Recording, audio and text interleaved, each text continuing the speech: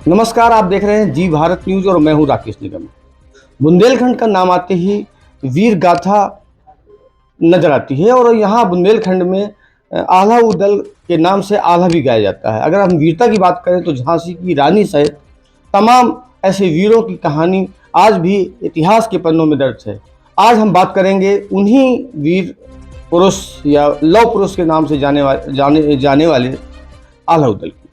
और आप बने रहिए मेरे साथ, मेरे सहयोगी हिमांग चंद के साथ। दो महावीर योद्धाओं की गाथा आपको बताएंगे जिनके ऊपर तलवार भी मोहित थी। जी हाँ, आज हम आपको रूबरू करेंगे लोकनायक आला और उदल की वीरता से, जिनकी वीरता देश और विदेश में भी बड़ी मशहूर है। आला और उदल माँ शारदा के अनन्य भक्त थे।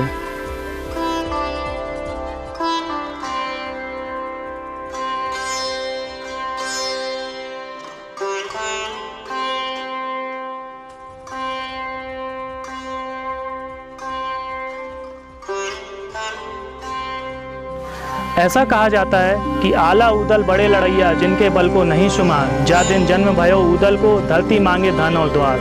ये लाइनें हैं लोकनायक आला और उदल की। आपको बता दें, इतनी सदियों के बीतने के बावजूद भी आला और उदल की गाथा को उत्तर भारत का हर एक नागरिक खूब पसंद करता है। महोबा राज्य के राजा हुआ करते थे राजा परमाल, और राजा परमाल की समृद्ध नगरी का सुरक्षा का दायित्व दो भाई दसराज और भक्षराज के कांधों पर था। ऐसा कहा जाता है कि दसराज और भक्षराज की शादी ग्वालियर के अहीर राजा दलपत की पुत्री सुजला और देवला के साथ हुआ था।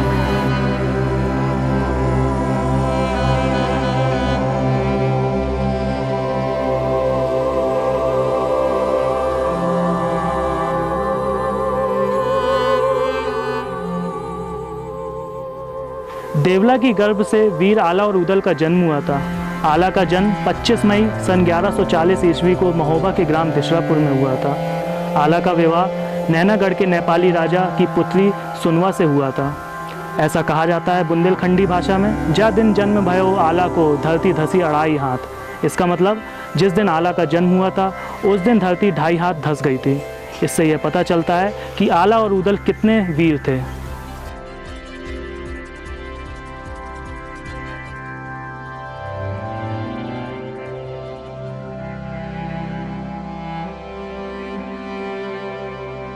पंडित परमानंद जी ने कहा था कि अगर रामचरितमानस के बाद सबसे लोकप्रिय ग्रंथ कोई है तो वह सिर्फ आला खंड है। बुंदेलखंड की ग्रामीण जनता के लिए आला खंड एक धर्म ग्रंथ के समान है और नगर महोबा कुरुक्षेत्र तुल्य है।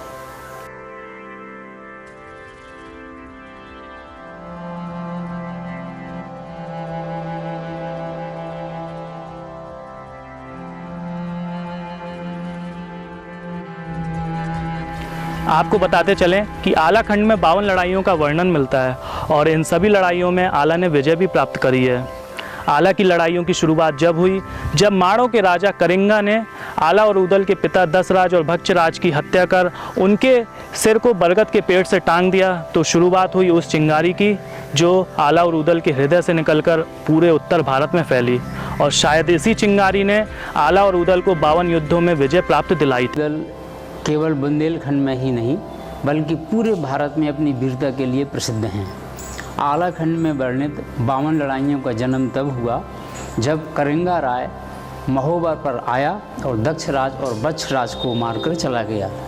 तब आला उदल ने मारों गण पर आक्रमण किया और अपने पिता का बदला लिया। इसके बाद आला और उदल ने अन्य लड़ाइयाँ भी लड़ी जिनमें उन्होंने सभी को राजाओं को हराया।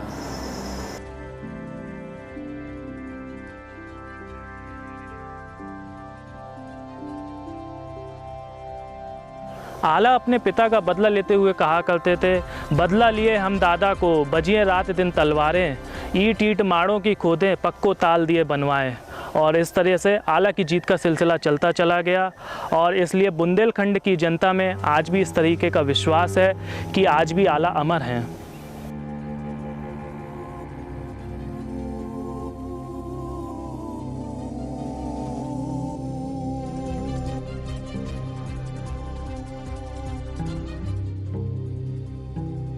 11वीं शताब्दी में जब जगनेर के राजा जगनेक ने आलाखंड की रचना की होगी तो शायद उन्होंने इस तरीके की कल्पना भी नहीं की होगी कि उनके द्वारा रची गई आलाखंड इतनी मशहूर होगी कि यूरोपीय महायुद्ध में सैनिकों को जोश भरने के लिए आलाखंड का उपयोग होगा।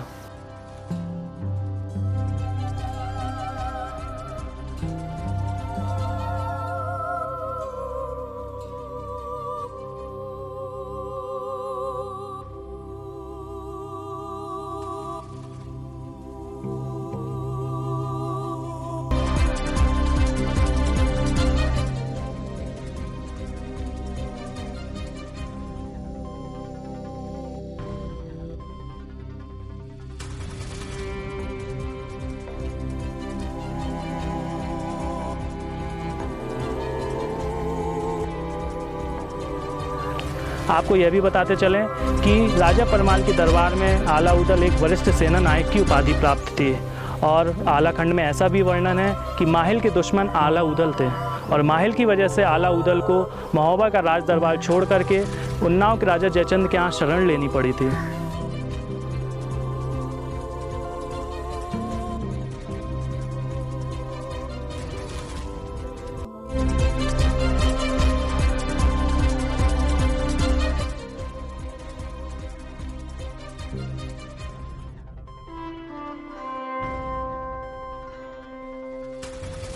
आला उदल को शूरवीर और मार्गदर्शन करने वाले चाचा ताला सैयद के बारे में तो शायद बहुत ही कम लोग जानते होंगे। चाचा ताला के ही सैन्य संरक्षण में आला उदल ने महारत हासिल करी थी। चाचा ताला आला उदल को अपने पुत्रों के समान मानते थे तो वहीं आला उदल भी चाचा ताला को अपने पिता के तुल्य मानते थे।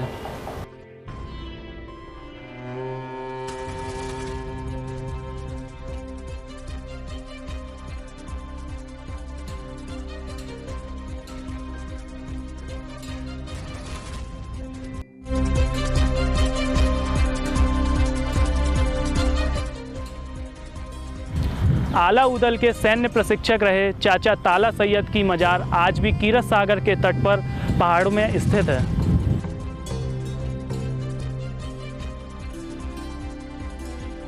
जैसा हमने आपको बताया था कि आलाखंड में 52 गढ़ की लड़ाइयों का वर्णन मिलता है और इन लड़ाइयों में सबसे ज़्यादा महत्वपूर्ण लड़ाई थी नैनागढ़ की लड़ाई, क्योंकि इस लड़ाई में आला के ब्याह का भी वर्णन है। नैनागढ़ के नेपाली राजा के 3 वीर पुत्र थे और तीनों वीर पुत्र इतने बहादुर थे कि उनको कोई भी युद्ध में हरा नहीं सकता था, क्योंकि वे हर बार जीवित हो जाते थे, इसलिए उनसे कोई युद्ध भी नहीं करता था। नेपाली राजा ने अपनी पुत्री के विवाह के लिए डंका रखवाया और कहा कि जो भी व्यक्ति इस डंके को बजा देगा उसी के साथ सुनवा का विवाह होगा।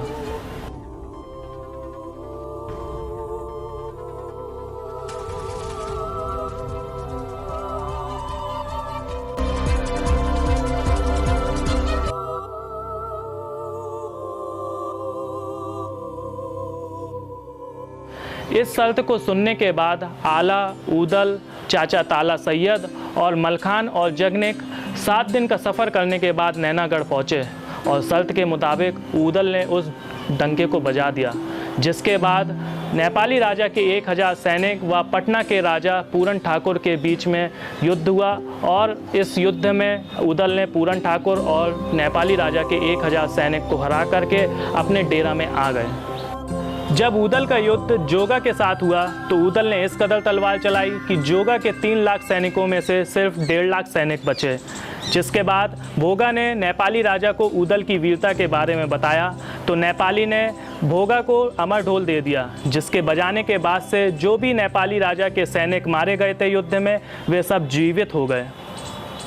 इस तरह का दृश्य देखने के बाद उदल और मलखान बड़े ही चिंतित हो गए, जिसके बाद उदल ने इस रहस्य के बारे में जानने के लिए अपना भेष बदल करके सुनवा के पास गए तो सुनवा ने इस रहस्यमयी घटना से पर्दा उठाते हुए बताया कि अमर ढोल बजाने की वजह से ये सैनिक जीवित हो गए हैं, जिसके बाद उदल ने अमर ढोल की ही चोरी कर ली। जब मलखान ने भोगा पर प्रहार किया तो उदल ने मलखान से कहा कि भोगा को जान से नहीं मारो, यदि भोगा मर गया तो विवाह के समय लैंगचार कौन करेगा। आलाखंड में ऐसा वर्णन मिलता है, भगे सिपाही नैनागढ़ के अपने डार डार हथियार, बड़े लड़ैया महुबे वाले सब दल काट करो खलियान। जब नेपाली राजा ने यह देखा कि उसकी सेना उदल के सामने परास्त हो रही है, तो उसने सुंदरवन के राजा अरिनंदन को सूचना दी और अरिनंदन 3 दिन की यात्रा कर करके नैनागढ़ पहुंचा और अरिनंदन ने अपनी चालाकी से आला को कैद कर लिया। और जब उदल को यह पता चला कि अरिनंदन आला को कैद करके सुंदरवन ले गया है, तो उदल ने बड़ी चतुराई से आला को अरिनंदन के कैद से मुक्त कराया। आला के कैद मुक्त होने के बाद दोनों दलों के बीच में नैनागढ़ की रणभूमि में भयानक युद्ध हुआ था। जोगा ने उदल पर अनेक प्रहार किए थे, इसके बावजूद उदल ने जोगा को कैद कर लिया। इसी प्रकार मलखान ने भोगा को, ढेवा ने विजया को, जगनिक ने पूरन को कैद कर लिया और इस प्रकार आला उदल ने नैनागढ़ पर विजय प्राप्त कर सुनवा को महोबा ले आए और राजा परमाल की 12 पत्नियों ने नई बहू का महोबा राज्य में गृह प्रवेश कराया।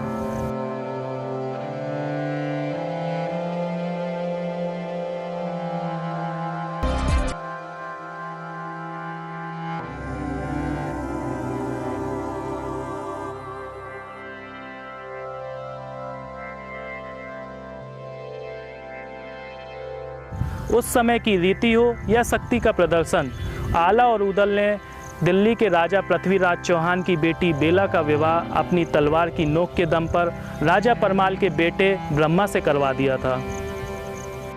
जैसा हमने आपको बताया था कि माहिल के दुश्मन आला और उदल थे और माहिल की वजह से आला और उदल को महोबा का राज दरबार छोड़ना पड़ा था। जब आला और उदल महोबा छोड़ करके उन्नाव चले गए, तब महोबा वीरों से वीरान हो गया था और माहिल ने इस मौके का फ़ायदा उठाते हुए दिल्ली के राजा पृथ्वीराज चौहान को यह सूचना दी कि महोबा अब वीरों से वीरान हो गया है और आप महोबा आकर के महोबा को लूट लीजिए।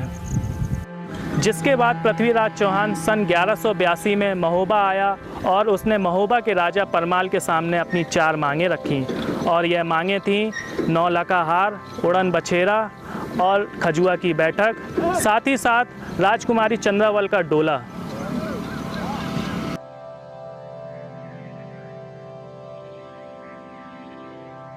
पृथ्वीराज चौहान ने यह भी कहा कि अगर उसकी मांगों को पूरा नहीं किया जाता है तो उसके 1.5 लाख सैनिक महोबा के ऊपर चढ़ाई कर देंगे। जिसके बाद राजा परमाल और रानी मल्ला ने पृथ्वीराज चौहान की मांगों को पूरा करने के लिए 8 दिन का समय मांगा। जैसे ही राजा परमाल को मौका मिला, उन्होंने जगनिक को यह आदेश दिया कि जल्द से जल्द आला उदल को यह संदेश दिया जाए कि महोबा के ऊपर पृथ्वीराज चौहान आक्रमण करने वाला है। जैसे ही आला उदल को यह संदेश मिला कि महोबा के ऊपर संकट के बादल छाने वाले हैं, तो तुरंत ही आला और उदल महोबा वापस आ गए। पृथ्वीराज चौहान ने 1182 में महोबा को घेर लिया था। उस समय आला और उदल कन्नौज में थे। रानी मल्ला ने जगनिक को कन्नौज भेजकर आला और उदल को बुलवाया और तीरथ सागर के तट पर रक्षाबंधन की पूर्णिमा के दिन 1182 में घमासान दिन भर युद्ध हुआ। युद्ध में आला उदल ने अपने पराक्रम से पृथ्वीराज को युद्ध में धूल चटा दी और अगले दिन विजय पर्व के रूप में रक्षाबंधन का पर्व मनाया गया।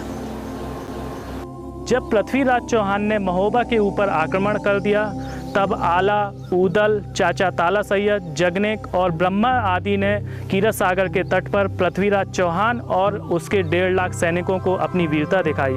लेकिन दुर्भाग्यवश इस युद्ध में उदल और ब्रह्मा वीर गति को प्राप्त हो गए थे।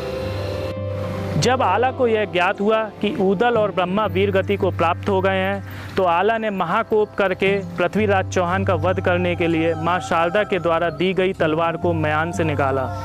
जब आला पृथ्वीराज चौहान का वध करने के लिए हुए, उसी समय गुरु गोरखनाथ जी वहां आ पहुंचे और गुरु गोरखनाथ जी ने आला को पृथ्वीराज चौहान का वध करने से मना कर दिया और उसी समय गुरु गोरखनाथ जी आला को कजरीवन ले गए।